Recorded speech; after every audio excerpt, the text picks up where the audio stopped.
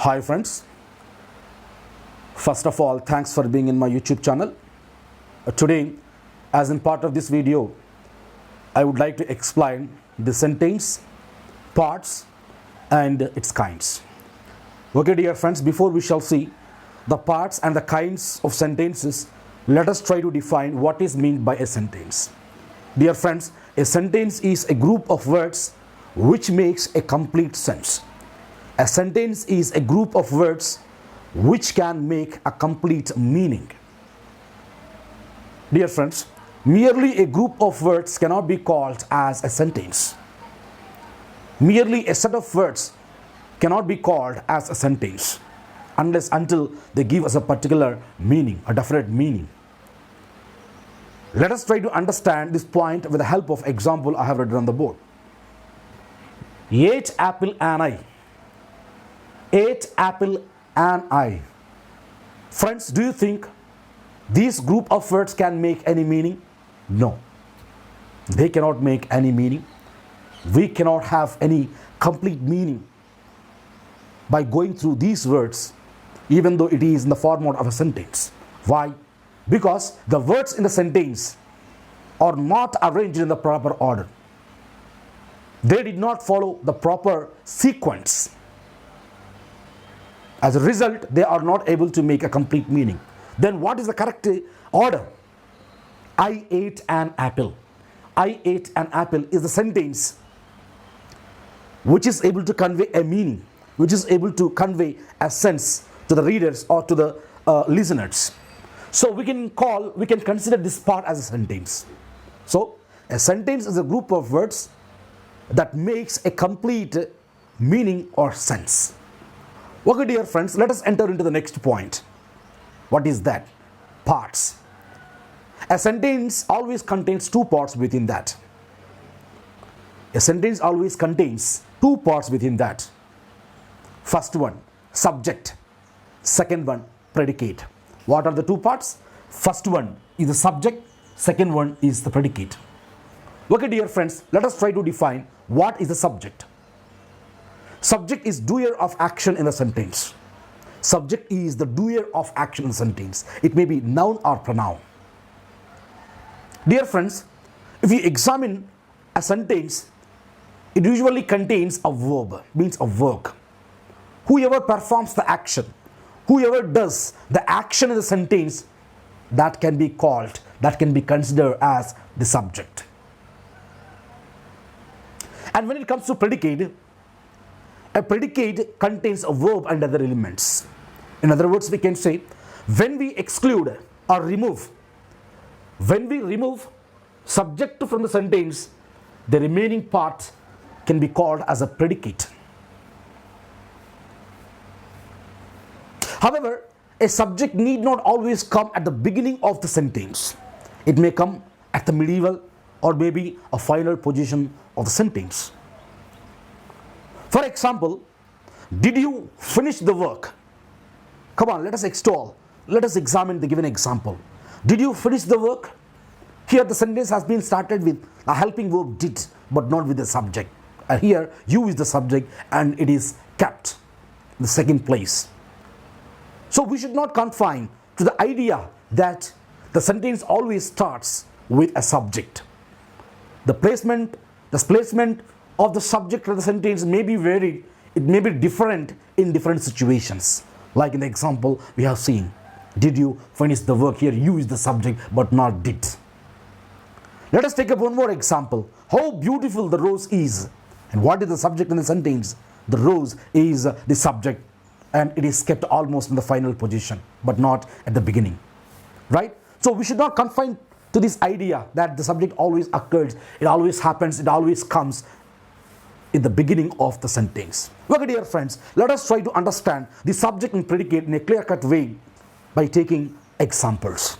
I told you a subject is a doer of action and predicate is the verb and other elements. In other words, I told you when we exclude, remove subject from the sentence, the remaining part is called a predicate. Let us try to extol and understand these two elements in a better way by taking examples. Come on, have a look over the first example. The giant built a high wall. The giant built a high wall. So here built is the work, and the work is done by the giant. So here the doer of the action is the giant, and here the giant, so the giant here becomes the subject. And when we exclude the subject from the sentence, this remaining part, built a high wall, becomes the predicate. Let us take the next example. She looked after the cooking work. She looked after the cooking work. Dear friends, what is the subject in the given sentence? She is the subject because she performs the action of cooking, right? She does the work of cooking. So here she is the subject, and the remaining part, looked after the cooking work, becomes the predicate, right? I think it is very clear for you what is a subject and predicate. Now let us go to the third step. We shall enter into the third step. So here we are going to see the different kinds of sentences. Dear friends, the sentences can be divided into 4 kinds. The first one is assertive or declarative. The second one is interrogative. The third one is imperative. And the fourth one is exclamatory. Okay, dear friends, let us try to analyze and let us try to understand these kinds of sentences one by one so clearly. As in part of that, let us take the first kind. What is that? Assertive or declarative sentence. This one, assertive or declarative sentence. As it is clearly mentioned, an assertive sentence is also called as declarative sentence. This is the mostly used sentence in the language. Various sources of information like books, articles, essays are generally composed in these sentences. And the major role of an assertive sentence is to make statements. It gives a simple statements. An assertive sentence always gives a simple statements about a person, place or thing. This is its major role. It always makes a simple statements about a person, place or thing. And it always contains the structure subject plus verb. An assertive or declarative sentence always contains the structure subject plus verb. It always starts with a capital letter and ends in full stop. So these are the features of an assertive or declarative sentence. Okay, dear friends, let us try to understand this kind of sentence with a few examples I have written on the board. Let us take the first one. He smiled at me. He smiled at me. So here, this is the simple statement which is made about the subject he. It is a simple statement about the person, about the pronoun he. So it is an assertive sentence. And you could observe it has been started with a capital letter and has been ended in full stop. Let us take the next one. The cow is grazing in the field. The cow is grazing in the field. So here, in the second sentence, we made a statement about the calf. We made a statement about the calf. Yes? So as it is a simple statement, the sentence comes under an assertive sentence. Moreover, you could have examined, it has been started with a capital letter T and ended in full stop. So this is all about an assertive sentence. Remember, an assertive sentence always makes a simple statement about person, place or thing. It starts with capital letter, ends in full stop, and it always takes the structure subject verb. Here cow is the subject and you could see the verb is grazing. Here he is the subject, smiled is the verb. It always contains this structure. Okay, dear friends, let us enter into the second kind, interrogative sentence. The name itself says its quality, interrogate. If the police caught a thief, they interrogate him. While they interrogate him, they pose him a number of questions. So the sentence which asks questions can be called as an interrogative sentence. The sentence which asks you the questions, which poses you the questions, can be called as an interrogative sentence. Dear friends, an interrogative sentence is different in forms. It may start either with WH questions or with a helping verb, and sometimes it gives you option. It gives you an option. So we can divide interrogative sentences into 3 kinds. double H questions, helping verb questions, and optional questions. Dear friends, if you ask a question by using one of the double H questions, it means you are seeking a kind of information.